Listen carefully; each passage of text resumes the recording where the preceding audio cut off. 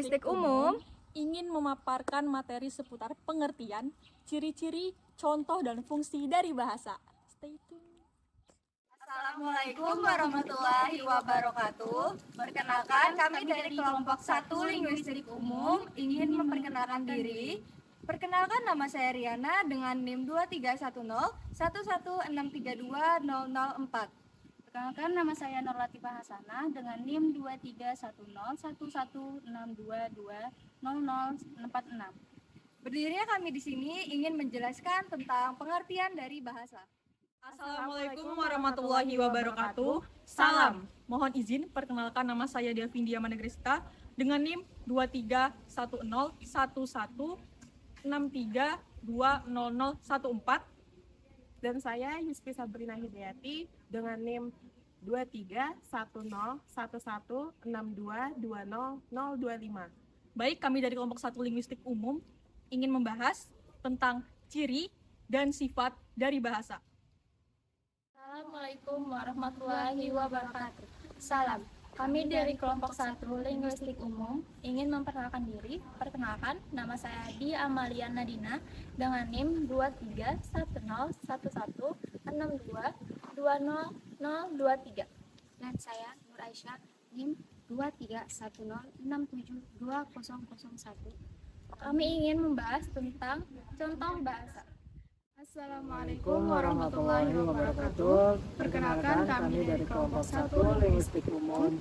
Saya Nur Nafisah dengan NIM 231011162200045. Saya Yahya Nur Maulidan dengan NIM 231011163100006.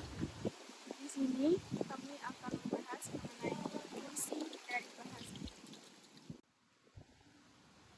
Menurut Ensiklopedia Britannica, bahasa adalah sistem lisan konvensional, manual atau simbol tertulis yang manusia sebagai anggota kelompok sosial dan peserta dalam budayanya dan mengekspresikan diri.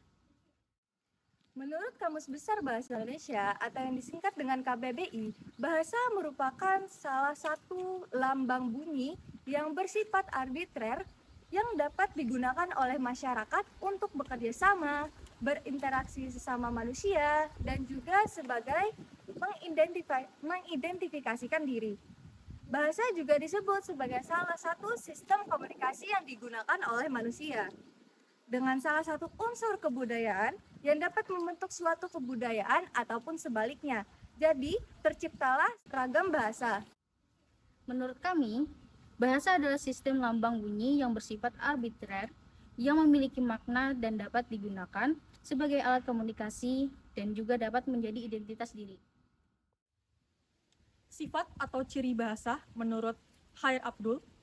Yang pertama, bahasa sebagai sebuah sistem yang sistematis atau tersusun secara teratur dan berpola juga sistematis. Yang kedua, berwujud, lambang atau simbol, baik berupa bunyi ataupun tulisan yang dipergunakan oleh suatu kelompok sosial. Yang ketiga, berupa bunyi dan suara adalah dua kata yang sama. Yang keempat, bersifat arbitrer atau sewenang-wenang.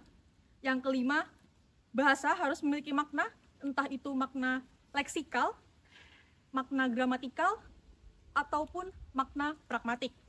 Dan yang keenam adalah konvensional. Walaupun bahasa bersifat sewenang-wenang dalam penggunaannya dan harus berdasarkan kesepakatan suatu kelompok. Baik, saya akan melanjutkan penjelasan teman saya. Yang ketujuh, bahasa itu unik karena mempunyai ciri khas tersendiri pada setiap penggunaannya. Khas ini berlaku pada semua bahasa yang ada di dunia. Yang kedelapan, bahasa bersifat universal karena umum dan berlaku untuk seluruh dunia. Contoh ciri universal dalam bahasa yaitu bunyi berupa vokal dan konsonan.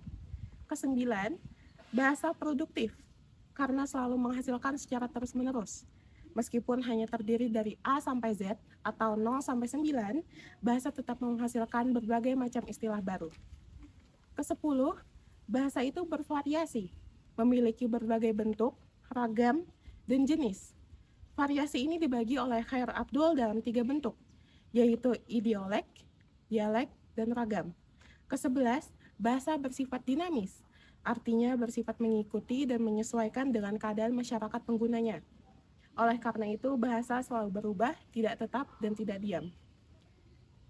Yang ke-12, menjadi ciri terakhir, bahasa itu bersifat manusiawi, artinya bahasa hanya digunakan oleh manusia. Ciri ini sekaligus merangkum seluruh ciri dari bahasa. Bahasa mempunyai ciri manusiawi, sebab bahasa adalah sistem yang bersifat manasuka, bermakna, dan produktif. Di sisi lain, hewan tidak dikategorikan memiliki bahasa, karena hewan tidak memiliki sistem berupa simbol. Bahasa hewan tidak produktif atau tidak berkembang layaknya bahasa manusia. Berikutnya, contoh bahasa sebagai sistem, yaitu kelinci itu berlarian ke sana kemari. Secara intuisi, sebagai penutur bahasa Indonesia akan tahu bahwa deretan kelinci itu berlarian ke sana kemari adalah sebuah kalimat bahasa Indonesia karena tersusun dengan benar menurut pola, aturan, kaidah bahasa Indonesia. Contoh bahasa itu seperti kemudian kesana kesini kelinci itu berlari. Sebaliknya, deretan bukan kalimat Indonesia yang baik karena tidak tersusun seperti menurut peraturan bahasa Indonesia. Secara umum, fungsi bahasa ialah sebagai alat komunikasi lisan maupun tulisan. Santoso dan kawan-kawan berpendapat bahwa bahasa sebagai alat komunikasi memiliki fungsi informasi, fungsi ekspresi diri, fungsi adaptasi dan integrasi, serta fungsi kontrol sosial. Menurut Halliday, fungsi bahasa sebagai alat komunikasi memiliki keperluan. Yang pertama, fungsi instrumental, yaitu bahasa digunakan untuk memperoleh sesuatu.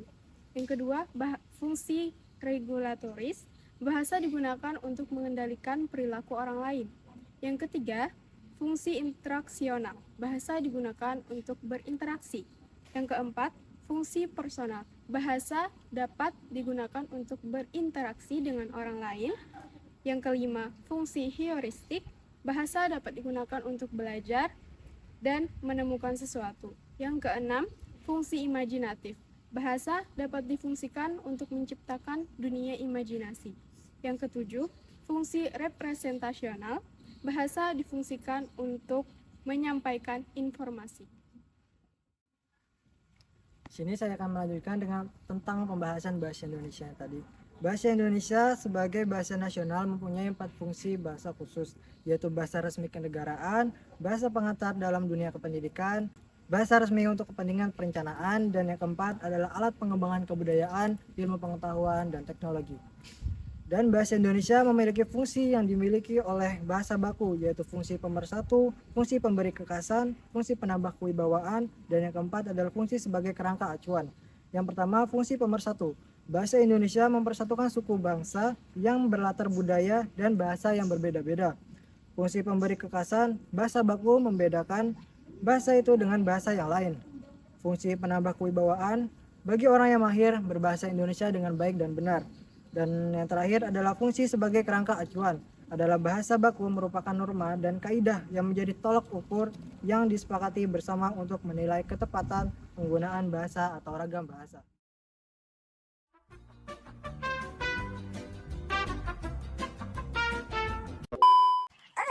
Ada apa nih? Ada apa nih?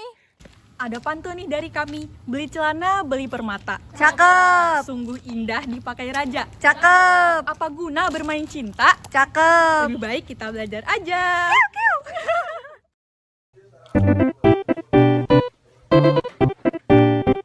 Terima kasih atas perhatiannya. Wassalamualaikum warahmatullahi wabarakatuh. Dadah. Wait a minute. Who are you? Dari kami, Lupa.